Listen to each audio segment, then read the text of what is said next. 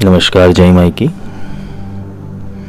शिवरात्रि की सबको हार्दिक शुभकामनाएं। भगवान शिव सबका कल्याण करें, क्योंकि उनके नाम में ही कल्याण है। शिवरात्रि का पर्व एक अद्भुत पर्व है।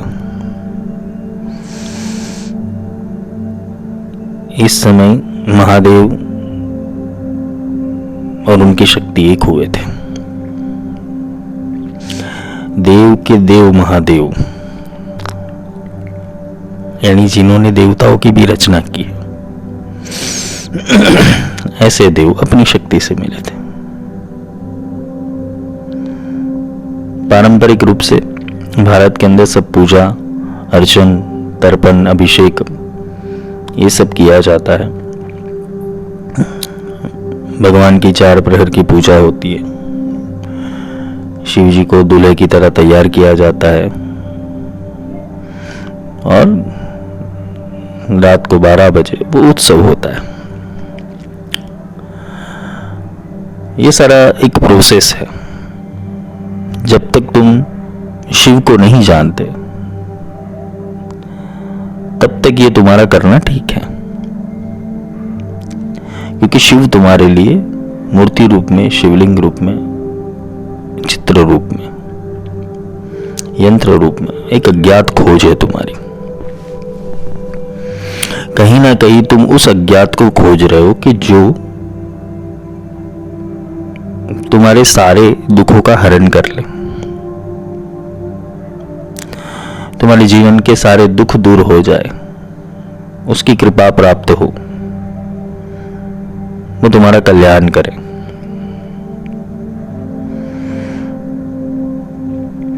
शिव को भी अपनी शक्ति ढूंढनी थी।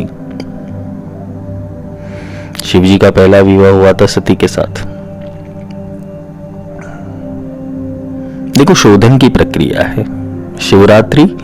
वो शोधन की प्रक्रिया है, ऊर्जा के शोधन की प्रक्रिया है, ऊर्जा को अलाइन करने की प्रक्रिया है। अगर हम शिव को सही रूप में समझने जाए तो ज्ञान है। कौन सा ज्ञान है? जो सर्वज्ञ है,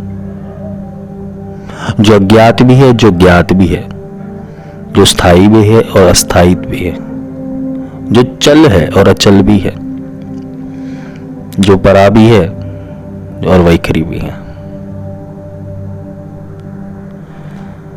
शिव वो बोधि अवस्था का एक ऐसा विस्तार है कि जहां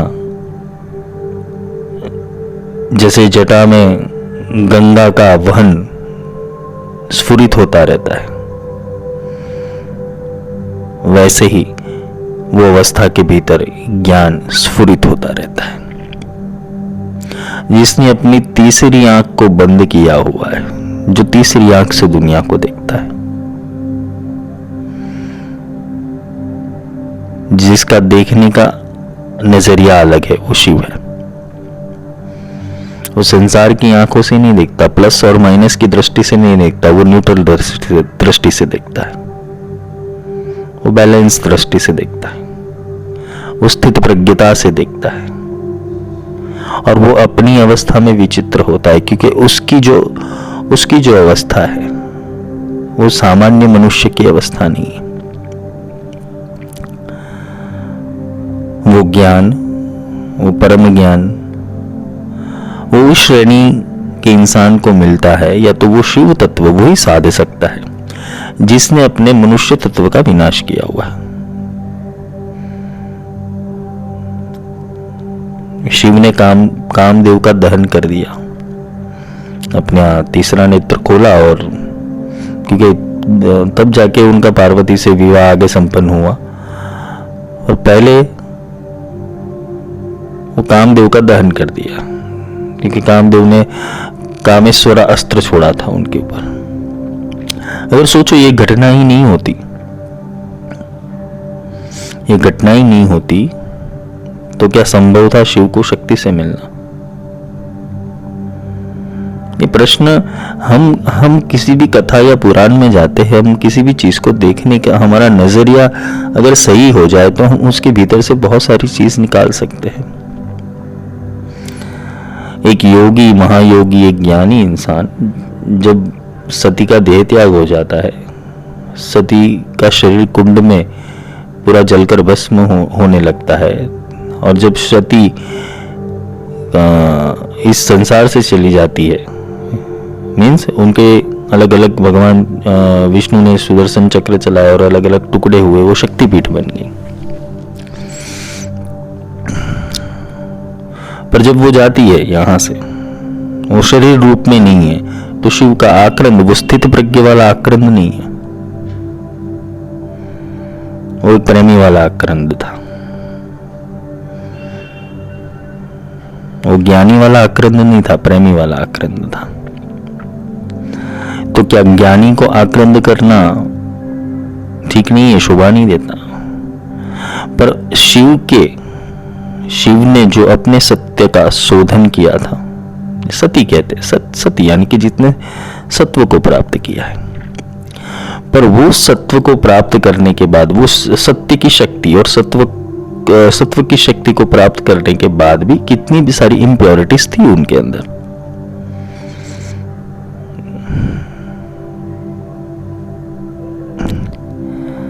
शिव ने मना किया था जाने के लिए कि आप मत जाओ वहां पर,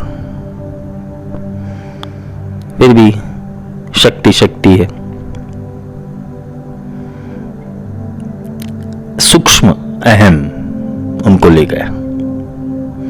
अभी देखने जाए तो ये सारी प्राकृतिक घटनाएं हैं, या तो जो भी पुराणों ने बताई है, या तो जो हम सुनते आए हैं। हमने कुछ देखा नहीं है, लेकिन हम निश्चित क्या कर सकते हैं शिव को समझने के लिए, या अपने भीतर के शिव को समझने के लिए। शिव को कुछ सत्य मिला, कुछ सुरता मिली। सुरता मिलने के बाद वो तत्व भी प्राप्त हुआ। अभी शिव तो पूर्ण नहीं है, खुद ही पूर्ण है, लेकिन उसकी पूर्णता को पूर्ण करने के लिए शक्ति की जरूरत है। शिव तो अनंत है, पर वो अनंत का विस्तरण ऊर्जा के बिना संभव नहीं है। सत्व मिल भी जाएगा, ज्ञान मिल भी जाएगा, पर बिना ऊर्जा वो स्पंदित नहीं होगा। कुछ लोगों के शब्द हमें स्पर्श कर जाते कि उसके पीछे का रहस्य ही यही है। वो सीधे दिल की बात करते हैं। सत्व चला गया इस दुनिया से। शिव ने जो सत्व की प्राप्ति की थी, जिस तत्व की प्राप्ति की थी, वो इस दुनिया से चला गया। वो विलीन हो गया वापस प्रकृति के अंदर, इम्प्योरिटीज के साथ। इम्प्योरिटीज थी, इसलिए इम्प्योरिटीज के अंदर डाइल्यूट हो गई। अब वापस जन्म लेना पड़ा, क्योंकि यहां संसार शक्ति के बिना तो चलता ही नहीं। अब इसकी बार शक्ति को शोधन करना पड़ा, तब करना पड़ा। तब तो पहली बार भी हुआ था, पर दूसरी बार ज्यादा होना पड़ा, क्योंकि इस बार जो मिलना था, इस बार जो प्राप्त करना था, वो पूरी अटल सुरता के साथ, पूरी प्योरिटीज के साथ प्राप्त करना था। उस सत्व का दूसरी बार प्रागट्यकरण हुआ। उस सत्व वो ज्ञान को ही खोज रहा है, वो ऊर्जा ज्ञान को ही खोज रही है। तुम जिस अज्ञात की खोज में हो, वो शिव ही है।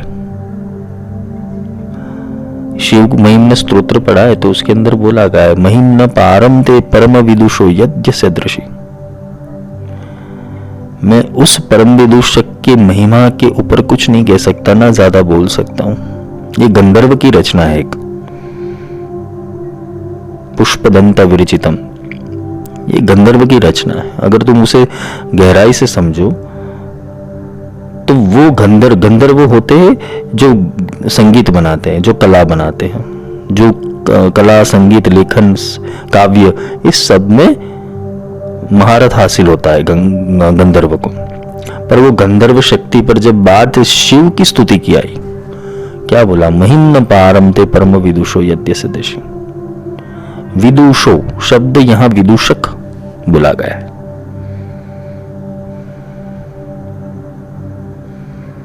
क्योंकि तुम इस परम विदूषक की खोज में हो, अज्ञात की खोज में हो।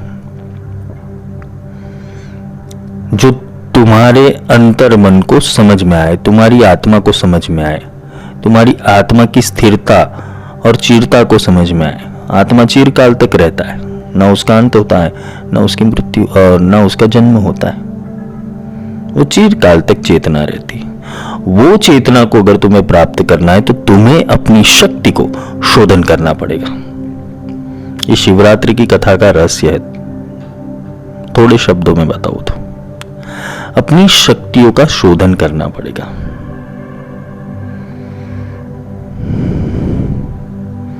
शिव जी ने कामदेव का दहन कर दिया तो तीसरे नेत्र से किया, बैलेंस होकर किया, परिवर्तन कर दिया, काम का परिवर्तन कर दिया।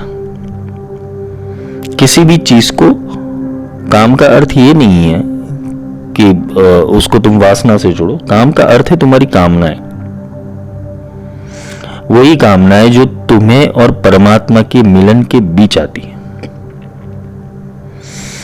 परमात्मा अगर तुम्हें अपने पास बुलाना चाहेगा या तो तुम्हें अपना ज्ञान देने चाहेगा तो कैसे देगा कि भाई तू मुझे जज मत कर, पहले तो मैं तुझे तभी ज्ञान दूंगा, तू मुझे जज मत कर। दूसरी बात, मैं तुम्हें तभी समझ में आऊंगा जब तू अपनी बाउंड्रीज तोड़ देगा, तू अपनी लिमिटेशंस छोड़ देगा। क्योंकि भगवान क्यों आएगा, परमात्मा क्यों आएगा तुम्हें मिलने के लिए? वो तो मुक्त करने के लिए आएगा, स्वतंत्र करने के लिए आएगा। तो स्वतंत्र तो तुम तभी हो पाओगे जब तुम अपनी बाउंड्रीज तोड़ दोगे।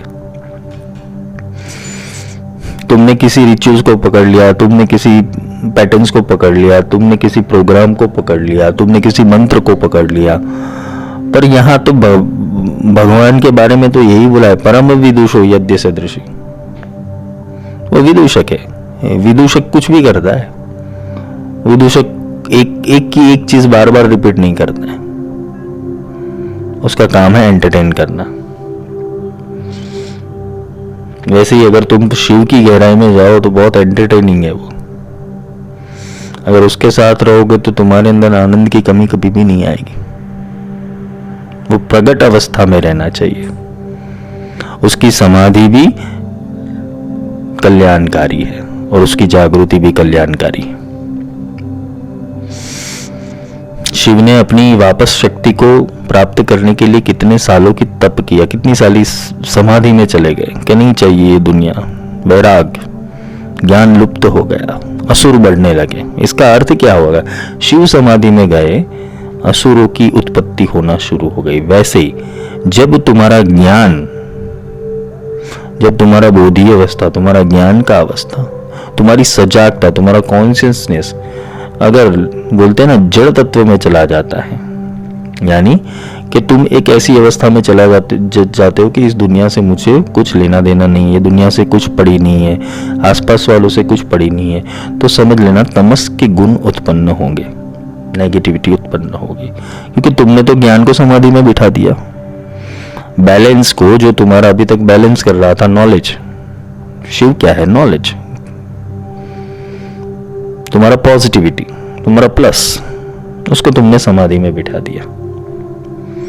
अब समाधि में बैठ गया तो क्या होगा? अकारणीय उत्पात होना शुरू हो जाएगा, नेगेटिविटी उत्पन्न होनी शुरू हो जाएगी, क्योंकि अब ऊर्जा को स्पेस मिल गई। समाधि होना गलत नहीं है, समाधि की अवस्था, यानी ये दूसरे एंगल से समझा रहा हूं तुम्हें। समाधि, वो समाधि की बात नहीं कर रहा हूं। तुम्हारा ज्ञान जब समाधि में चला जाएगा तब तुम्हारी हालत है, यानी कि शिव जब प्रकृति में ही नहीं रहते, तुम्हारा जागृति इस संसार में नहीं रहता है, तब जाके नेगेटिविटी बढ़ेगी। और उसके लिए तुम्हें शक्ति को साधना जरूरी है। शक्ति यानी सुरता, सुरता यानी ध्यान, ध्यान यानी पार्वती।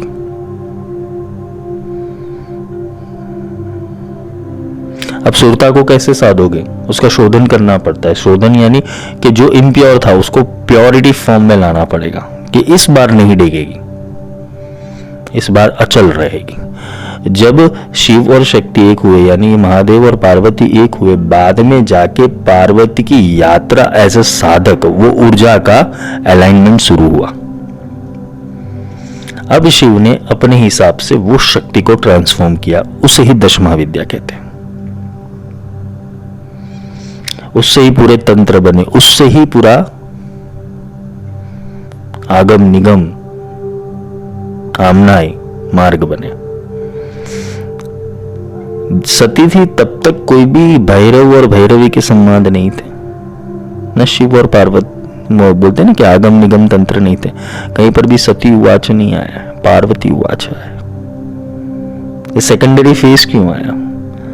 अगर उस टाइम पे भी भगवान को अगर ज्ञान की बात सती से करनी थी या तो कुछ समझाना तो समझाते, उसके भी कोई तंत्र निकलते। सती उवाच कहीं पर नहीं, पार्वती उवाच। वो आदिम शक्ति है, जो पहले शक्ति थी वो आदिम शक्ति है, वो अपना विराट रूप ले सकती है, लेकिन उसके अंदर ट्रांसफॉर्मेशन नहीं था, वो सीधा अस्तित्व था। इसलिए उसे वापस प्रकृति में जाना भी जरूरी था। ये एक लीला है, हम उसे लीला का नाम ले लेते हैं। और जब इस बार जो दूसरे जन्म में पार्वती के रूप में वो सुरता वापस आई, तब शोधन हुआ, ट्रांसफॉर्मेशन हुआ, ज्ञान मिला। अहंकार को बार बार चोट दिलाई गई, क्योंकि वो शक्ति है, वो तो कुछ भी कर सकती है। पर इस बार पूर्ण समर्पण था, और पूर्ण समर्पण के साथ पूर्ण भक्ति थी, पूर्ण एकत्व था, और शक्ति ने शिव को अपना अंग बना लिया था। यानी कि अब उसके अंदर ज्ञान था। पहली ऊर्जा के अंदर ज्ञान नहीं था, सिर्फ सत्व था, एक समर्पण था, नॉलेज नहीं था, सूक्ष्म अहंकार था, किसी वस्तु की प्राप्ति का, किसी पद की प्राप्ति का। इस बार नहीं था, इस बार पूरा बैलेंस था, जिसके कारण पार्वती ने अपनी ही ऊर्जाओं के साथ शिव के ज्ञान के साथ संयोग बिठाकर अपने भीतर से इतने सारे स्वरूप का प्रागट्य किया। दशमहाविद्या देखोगे, दशमहाविद्या के दशों शिव अलग अलग है, और दशों शिवों की रचना अलग अलग है। कोई राजराजेश्वर रूप में हो, तो कोई स्मशान के अंदर विराजमान वाला शिव है। दशों महाविद्या के जो 10 नॉलेज है, जो नॉलेज पोर्टल है, उसे शिव कहते हैं, वो अलग है। यानी जब तुम्हारी ऊर्जा स्थिर हो जाएगी, ऊर्जा का ट्रांसफॉर्मेशन अगर सही गुरु के संपर्क में हुआ, तब जाके तुम ये शिव शक्ति का जो भी केंद्र है वो तुम अपने भीतर देख सकते हो। उसे शिवरात्रि कहते हैं। तुम्हारा प्लस और माइनस बैलेंस हो जाएगा। देखो, भगवती के पास भी तीसरी आंख है और भगवान के पास भी तीसरी आंख है। ये तीसरी आंख का अर्थ ही यही है कि वो बैलेंस हो चुके, नॉलेज गेन कर चुके, प्रज्ञा जागृत है उनकी। मनुष्य के भीतर तीसरी आंख है, लेकिन वो कभी जागृति के लिए गए नहीं। तीसरी भाग यानी तीसरी अवस्था। संसार को संसार के रूप में मत देखो, खुद को खुद के रूप में मत देखो। तीसरा एंगल पकड़ो, परमात्मा वाला। अगर परमात्मा की जागृति चाहते हो तो ये तीसरी आंख है। अगर तुम्हारे भीतर वो परमात्मा की जागृति चाहते हो तो अपने भीतर बैठी हुई चेतना के अलावा सारे द्वंद्वों को समाप्त कर दो। उसे ही शिवरात्रि कहेंगे। अपनी सारी ऊर्जा, अपना सारा नॉलेज एक जगह केंद्रित कर दो, और वहां विलीनीकरण होना चाहिए। काफी बार क्या होता है कि नॉलेज भी मिल जाता है, ऊर्जा भी मिल जाती है। कभी नॉलेज ज्यादा हो जाता है तो वो भी अहंकार है, कभी शक्ति ज्यादा हो जाती है वो भी अहंकार है। दोनों का बैलेंस होना जरूरी है, दोनों का विलीनीकरण होना जरूरी है, तो ही तुम्हारी प्रकृति बैलेंस में रहेगी, तो ही तुम्हारे भीतर की जो ऊर्जा है, तुम्हारी शिव और शक्ति है, वो बैलेंस में रहेंगे। शिव ने हलाहल भी पिया था। जो शिव तत्व की प्राप्ति करनी है तो हलाहल पीना भी सीखो। शिव ऐसे नहीं मिलते, शिव जैसे कार्य भी करने पड़ेंगे। संसार रूपी समुद्र के अंदर जो तुम्हारा मंथन हो रहा है, उसके अंदर से कितनी सारी नेगेटिविटी निकलेगी तुम्हारे अंदर से, जब तुम साधना मार्ग में हो, आध्यात्मिक मार्ग में हो, या तो फिर तुम ऐसे ही संसार में हो, विष तो निकलने वाला है। अगर तुम्हें सही तरीके से वो विष पीना आ गया, भगवान ने वो विष को कंठ में धारण किया, नीचे नहीं उतरने दिया। उसका कारण, अगर नीचे उतर जाता तो मूलाधार बिगड़ता, चेतना बिगड़ती, शक्ति बिगड़ती। कंठ तक रखा, यानी उसका कारण यह है कि वो सबकॉन्शियस माइंड तक किसी भी चीज को जाने नहीं दिया। वो विष को जहां तक धारण करना था वहां तक धारण किया, नीचे नहीं उतर दे दिया। यानी कि तुम्हारे भीतर जो भी आसपास या तो जीवन के अंदर आघात प्रत्याघात आते हैं, उसको अपने सूक्ष्म मन तक या आत्मा तक ना जाने दो। वो हलाहल को धारण करने की विधि है।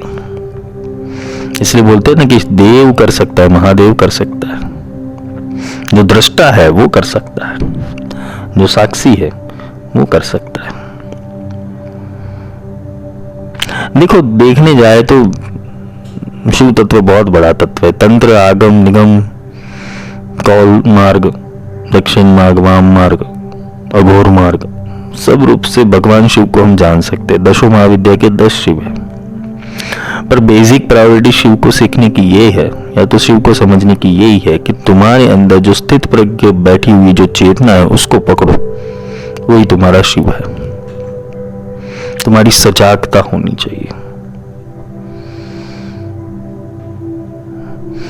भगवान शिव और शक्ति का संवाद मैंने सिद्धि कुंजिका में दिया हुआ है, अगर समय मिले तो वो सुन लेना। क्योंकि जो भी है तुम्हारे भीतर ही घटित होने वाला है, कुछ बाहर घटित नहीं होना है। अगर तुमने समझा ही नहीं कि तुम्हारा शिव तुम्हारे भीतर है, तब तक शिवत्व की प्राप्ति नहीं होगी। तुम बाहर कितने भी भटक लो, कितने भी तीर्थ चले जाओ, कितने भी मंदिर चले जाओ, कितनी भी पूजा कर लो, कितने भी प्रहर की पूजा कर लो, तुम्हें कुछ प्राप्त, आत्मज्ञान प्राप्त नहीं होने वाला, ना ही उसका आध्यात्मिक बोध समझ में आने वाला है। सब लोग करते इसलिए करो, हाँ भक्ति मार्ग जरूरी है, सनातन को बचाना जरूरी है, सब चीजें समझ में आ रहा है, लेकिन कुछ समझ के करो। जो भी चीज करनी है समझ के करो, उसके पीछे का लॉजिक समझो, फिर आनंद आएगा, फिर करने में भी आनंद आएगा। यही है कि शक्ति की पात्रता बनी तो शिव सामने से उपलब्ध हो गए। तुम्हारे भीतर की चेतना जब पात्रवान हो जाएगी, गुरु सामने से मिल जाएंगे तुम्हें। वो पात्रता के लिए तुम्हारे भीतर की नकारात्मकता जीतनी है। जहां जहां संदेह है, जहां जहां अनिश्चितता है, जहां जहां मनोकल्पित घटनाएं तुम्हारे मन में प्रकट होती रहती है, जहां जहां आत्मविश्वास तुम्हारा छिन्न भिन्न हो रहा है, वो सारी जगह से सुरता को वापस ले आओ और एक जगह पे स्थिर कर दो और पूर्ण आत्मविश्वासी बनो। शिव विश्वास जगाते हैं, गुरु विश्वास जगाते हैं। गुरु कोई अपनी, बोलते ना, ऊपर से एलियन स्टाफ नहीं नीचे लाने वाले। गुरु तुम्हारे भीतर वो पूर्ण चेतना का, पूर्ण शक्ति का विश्वास जगाएंगे, तुम्हारी शक्ति को अलाइन करेंगे, तुम्हारी शक्तियों को समझेंगे, तुम किस शक्ति से आगे ट्रांसफॉर्म होगे वो गुरु समझेंगे, और फिर उस योग्य तुम्हें ज्ञान देंगे और तुम्हारा शक्ति का तुम्हारे शिव से मिलन हो जाएगा। उसे शिवरात्रि कहते हैं। यह आध्यात्मिक बोध है। साथ में तुम्हारे भीतर के जो भी स्त्रीन पार्ट और पुरुष पार्ट है, स्त्री तत्व के पार्ट और पुरुष तत्व के पार्ट, उसको बैलेंस करने की यह प्रक्रिया है। स्त्री तत्व किसे कहते हैं और पुरुष तत्व किसे कहते हैं? स्त्री तत्व जो होता है वो ज्यादातर संलग्न भाव से होता है, ज्यादातर संलग्न कला से होता है, ज्यादातर संलग्न इमोशंस लेवल के ऊपर होता है। जो स्त्रीन भाग है उसके अंदर पॉजिटिव और नेगेटिव देख लो, उसके अंदर प्रेम, ममता, दया, करुणा, ये सारी पॉजिटिविटी है। पर राग, द्वेष, निंदा, ईर्ष्या ये नेगेटिविटी है। वैसे ही पुरुष का देख लो तो ज्ञान, बल, साहस, पराक्रम, सहजता ये पुरुष के गुण हैं। उसके सामने क्रोध, आवेश, अनिश्चितता, कंफ्यूज होना, संशय होना, ये पुरुष का नेगेटिव एलिमेंट है। ये दोनों को अगर बैलेंस करने जाए तो तुम्हारा एक ही चीज के ऊपर काम शुरू हो सकता है। जिस समय के ऊपर तुम्हारे भीतर चल रहे सारे भावों का त्याग कर दोगे और वो भाव को त्याग करने के बाद तुम एक शून्य अवस्था में जाओगे और शून्य अवस्था में खुद को पुकार लगाओगे कि तुम कौन हो और मुझे क्या करना है, मैं कौन हूं और मुझे क्या करना है। यूनिवर्स के अंदर एक वाइब्रेशन फैलना शुरू हो जाएगा और वो वाइब्रेशंस तुम्हारे स्वरूप तक पहुंचेगा जो तुम्हारा पूर्ण स्वरूप है, आदिम स्वरूप है। वो आदिम स्वरूप तक तुम्हारी चेतना जाएगी। यूनिवर्स तुम्हें रिफ्लेक्शन देना शुरू कर देगा। जब तुम्हें ऐसे प्रश्न आते जाने या अनजाने में, जब तुम शून्य में बैठते हो, शून्य में बैठ के कुछ भी चीज सोचते हो, वो सफल अवश्य होती है अगर उसे सही ऊर्जा के साथ लेकर बैठे तो। यूनिवर्स रिफ्लेक्शन देना शुरू कर देगा और यूनिवर्स अलग अलग रूप से रिफ्लेक्शन देगा। इसके अंदर माया का भी पार्ट होगा और सत्य का भी पार्ट होगा। तुम्हें आइडेंटिफाई करना होगा अपने भीतर के शिव से बाहर बैठे यूनिवर्स के अंदर रह रहे शिव के साथ एकाकार करने का एक मौका मिलेगा। क्योंकि जो यूनिवर्स में है वो ही तुम में है। पिंडेसो ब्रह्मांडे। यूनिवर्स जो कुछ भी कर सकता है वो तुम कर सकते हो। और शिव तत्व ये दोनों से परे है। और शिव तत्व वो आत्मा के अंदर बैठा हुआ एक एलिमेंट है। जैसे एटम के अंदर 3 एंटिटीज होती है, प्रोटॉन, न्यूट्रॉन, इलेक्ट्रॉन, वैसे ये शिव तत्व है।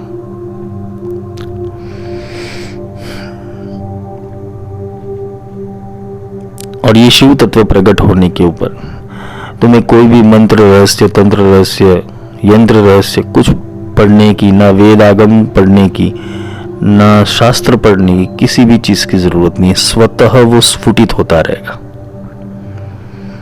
उस शिव, वो चेतना स्वयं भीतर से बोलने लगेगी। और उसके लिए तुम्हारी ऊर्जाओं का अलाइन होना जरूरी है। तुम्हारे भीतर बैठा हुआ शिव और तुम्हारे भीतर बैठी हुई शक्ति, तुम्हारा भीतर पैदा हुआ ज्ञान और तुम्हारे भीतर पैदा हुआ ऊर्जा, ये दोनों का समन्वय होना बहुत जरूरी है। तभी शिवरात्रि सफल होती।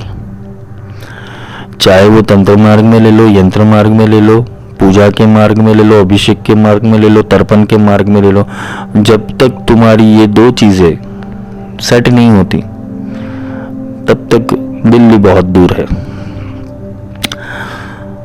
इसके पारा रहस्य भी है।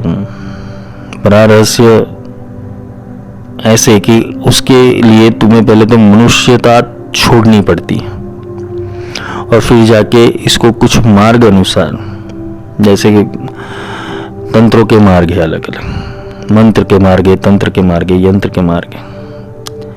वो ह्यूमन सेंस को छोड़कर तुम्हें उस एक्टिवेशन प्रोसेस में बैठना पड़ता है जहां ह्यूमन बॉडी एक यंत्र बनती है और वो यंत्र के ऊपर परमात्मा के स्पंदन आते रहते हैं, जिससे तुम्हारे भीतर की चेतनाएं जागरूक रहती है, तुम्हें संवेदना मिलती है।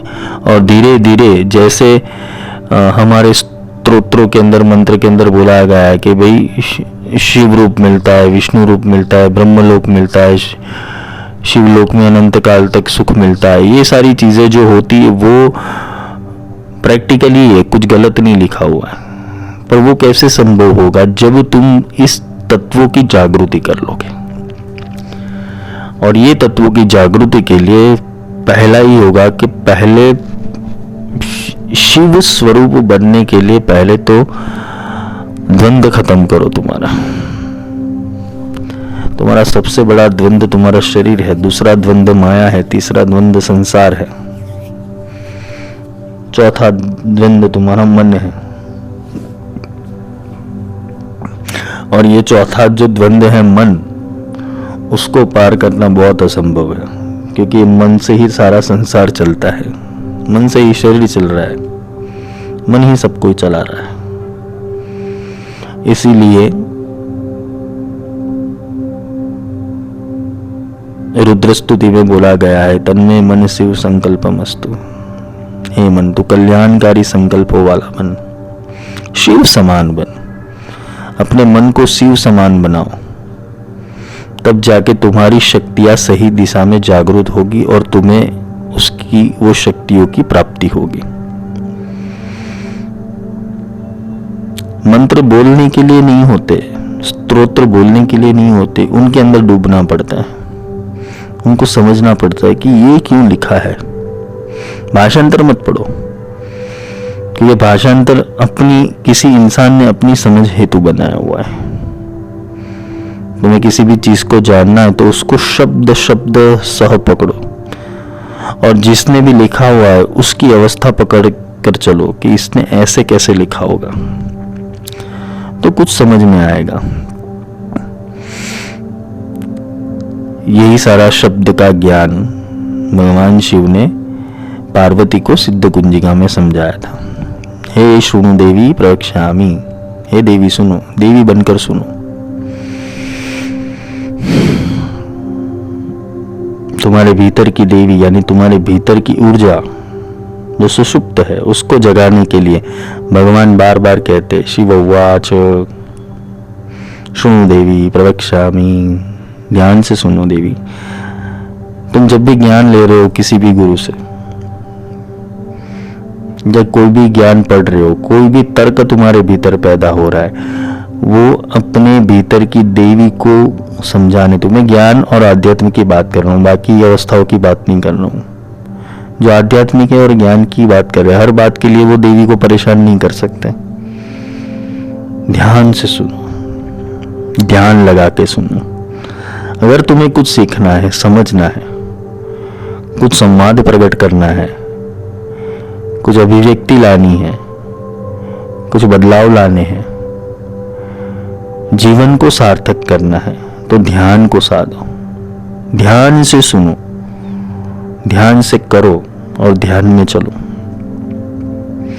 ये ध्यान क्या है? ये ध्यान सजागता है। तुम जिस भाव में समर्पित होते हो, जिस भाव को पकड़ के चलते हो और जिस भाव में तुम्हें आनंद प्राप्त होता है, वो तुम्हारे लिए अगर सत्य है तो उसी भाव के साथ जुड़े रहो। फिर वो भाव किसी भी परिस्थिति में बदलो मत। आज सोमवार हो गया तो शिव जी को पूजो, मंगलवार हो गया तो गणपति को पूजो, बुधवार हो गया तो विष्णु जी को पूजो, गुरुवार को दत्तात्रेय को पूजो। ये तुम्हारे भाव बदलते रहते, क्योंकि तुमने एक जगह पे शक्ति नहीं लगाई।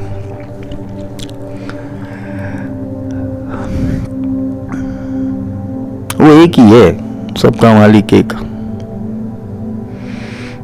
उसके फॉर्मेशन अलग अलग है। वही शिव है, वही विष्णु है, राम भी उसका, रावण भी उसका, वही प्लस है, वही माइनस है, वो सब कुछ है, वो एक है। वो एक को साध लो, और एक को साधने के लिए तुम्हारी सुरता पार्वती समकक्ष बनाओ।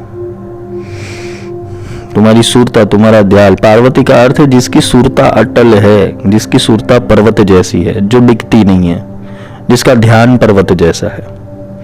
तुम्हारा ध्यान डिगना नहीं चाहिए। तुम शॉर्ट करो सारी चीजों को लाइफ में। क्या जरूरी है एज अ आध्यात्मिक पर्सन या तो साधक, तुम्हें जो प्राप्त करना है उसका बोलते हैं शॉर्ट लिस्ट बनाओ, क्या क्या जरूरत है लाइफ में बस। और तुम्हें आध्यात्मिक बनने के लिए क्या चीजें रोक रही है उसको पकड़ो। आध्यात्मिक कोई बनता नहीं है, ये प्री प्रोग्राम प्लान नहीं होता कि तुम किसी 10 दिन के कोर्स के अंदर, शिविर के अंदर चले जाओ तुम स्पिरिचुअल हो गए। ये फालतू की बात है, ये उल्लू बनाने के धंधे और कुछ नहीं है। ये जस्ट एक प्रोग्राम होता है, हिप्नोटिज्म होता है, मास हिप्नोटिज्म, और कुछ नहीं होता है। तुम सच में स्पिरिचुअल बनना चाहते हो तो तुम अपने पावर्स के ऊपर फोकस करो, बाहरी पावर्स के ऊपर नहीं। बाहर से जितना चाहिए उतना ही फिल्टर करके ज्ञान लो। ज्यादा ज्ञान का खजाना बनोगे तो भी प्रॉब्लम होगा। तुम्हें गूगल नहीं बनना है। शिव के अंदर स्वयं ज्ञान स्फुटित होता है, वो कहीं से डाउनलोड नहीं करते। ये नहीं बोलते आकाशवाणी वाले डाउनलोड करते ऊपर से, स्वयं स्फुटित होता चाहिए। अपने भीतर से निकलना। कुछ पढ़ने की जरूरत नहीं है, समझने की जरूरत है। लिखा लिखी की है नहीं, देखा देखी की बात है। ये लिखा लिखी की बात है ही नहीं। तुम्हें अनुभूति के लिए जाना है। अनुभूति की ओर बढ़ोगे तो अपने आप सब प्रकट हो जाएगा। कुछ भी करने की जरूरत नहीं है। ना शरीर को थकाने की जरूरत है, ना मन को थकाने की जरूरत है, ना किसी भी इंद्रियों का ताप सहन करना है। सहज रूप से सब मिलता है। कबीर क्या कहते हैं? सहजे सहजे सब मिले, सहजे सब छूट जाए। सहज में सब कुछ मिलता है, पर यह सहज वाला भाव किसी के अंदर आता नहीं है। सहज में तुम पूर्ण हो जाओ, सहज में तुम शांत हो जाओ, सहज में तुम समर्पण कर लो, सहज में तुम अपना मान लो, सहज में तुम परमात्मा से अद्वैत हो जाओ। ये सहज में तुम्हें नहीं करना है, इसलिए वो सहज अवस्था तुमसे दूर है। तुम्हें उसके लिए कुछ करना है। तुम्हें तपना है, तुम्हें व्रत करना है, तुम्हें जप करना है, तुम्हें अनुष्ठान करना है, तुम्हें सब करना है। तुम्हें बस समझना नहीं है।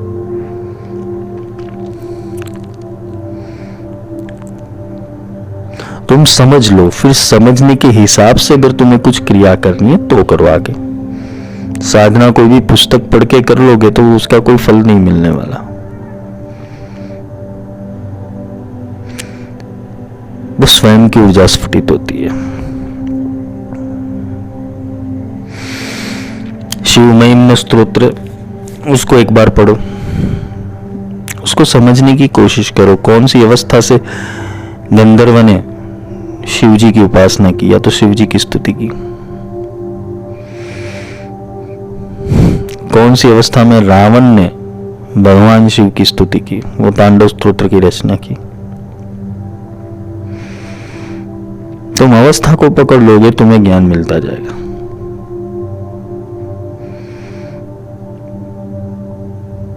पंचम वेद प्रकट अपने आप हो जाएगा। शिव का 5वां मुख, ऊर्ध्वामनाएं, एक ही चीज आती है। जैसे हम पंचाक्षरी मंत्र बोलते हो, ओम नमः शिवाय, ओम नमः शिवाय, नमः शिवाय वो पंच तत्व है, और उसके आगे ओमकार है, नाद है, प्रणव है। जब पंच तत्वों का अनुसंधान ओमकार से हो जाता है, जब सारे 5 तत्वों का भूत शुद्धि, सारे पंच तत्वों का शुद्धिकरण, सारे पंच तत्वों का प्रागटीकरण उसके अच्छे स्वरूप के अंदर हो जाता है, तब नाद अनुसंधान होता है, जिसे ओमकार कहते हैं। ये ओम से ही सब शुरू हुआ है, ये नाद से ही शुरू हुआ है, ये शब्द से ही सब शुरू हुआ है। ये पंच तत्वों को एक करके, एक जगह के ऊपर स्थिर करके उसको नाद सुनाओ। कबीर के कहते हैं, अनहद की धुन प्यारी।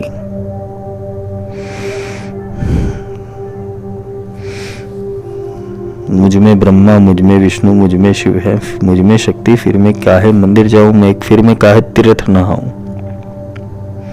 जब वो तुम्हारे भीतर ही बैठा है तो तुम्हें कहीं जाने की जरूरत ही नहीं है।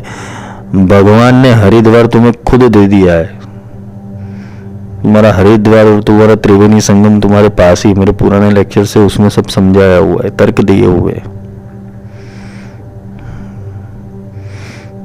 सब दिया हुआ है, बस नहाते नहीं हो, प्रैक्टिकल रूप से नहीं नहाते हो, थियरिटिकल रूप से नहाते हो। तुम गंगा में जाते हो, डुबकी लगाते हो, सोच लेते हो पाप धुल जाएगी, कल्याण हो जाएगा, वापस आ जाते हो।